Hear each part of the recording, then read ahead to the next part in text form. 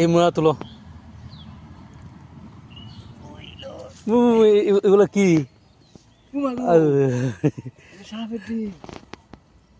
দেখেন দেখেন, আমরা গাছে এই বাঁশের মোড়া তুলতেছি।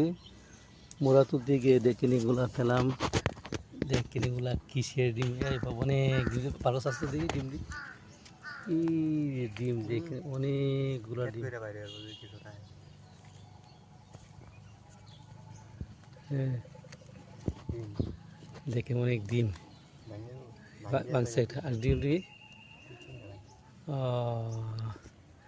দেখেন গাছের মুড়া তুলতে গেলে বাঁশের মুড়া এগুলা, তো বাঁশের মুড়া তুলতে গিয়ে দেখলাম ডিম, দেখেন অনেক ডিম।